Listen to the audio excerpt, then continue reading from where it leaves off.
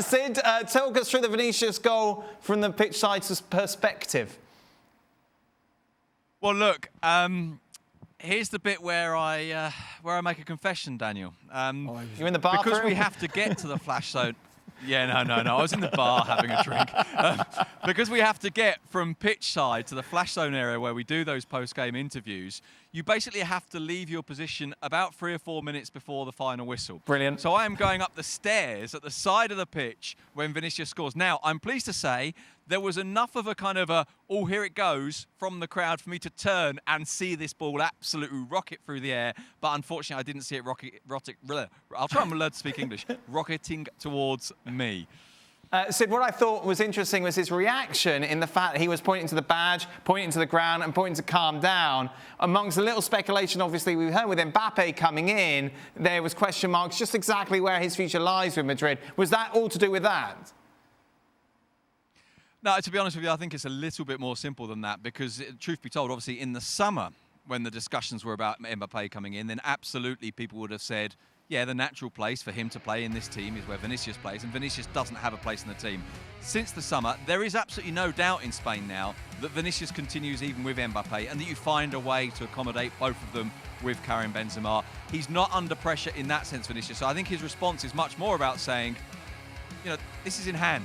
Don't worry about it. This is a player who we talked about before, was under pressure last year. Found himself, I think, in a position where he didn't always feel comfortable and he wasn't always taking good decisions. And now he's getting it right week after week. And you, as you say, you cut out my questions to David Alaba after the game. And I think you did it deliberately, by the way. There's also a bit where the question to him about Vinicius was, can you tell us something new about Vinicius that we haven't said in the last 3 or 4 weeks when he's played brilliantly? And I'd like to point this out and make it very clear, Daniel. He said, that's a good question. Because, of course, after Silerson last week basically said, mate, you're an idiot. So I just want to make it clear that this time he said that's a good question. But the point I really mean to make by that is that, you know, this is a Vinicius who has performed brilliantly almost every week this year. So I think his response and his celebration was more about, yeah, this is where I want to be.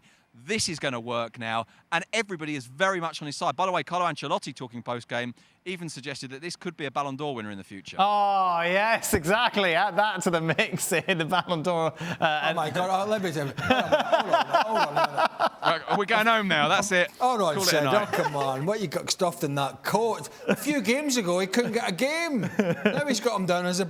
Well, who knows? He's only 21. There we go. Now, anyway, Sid, thanks for getting him involved, Sid. Never turn your back on play, Sid. Even if you've got to walk to the zone. What zone is it? Flash zone. Flash zone, yeah. Even if you've got to walk to the flash zone, back the way. Never turn your back on play. Yeah, you've got to do the moonwalk. You've got to moonwalk back to the flash zone like exactly. that. Look at those moves, Sid.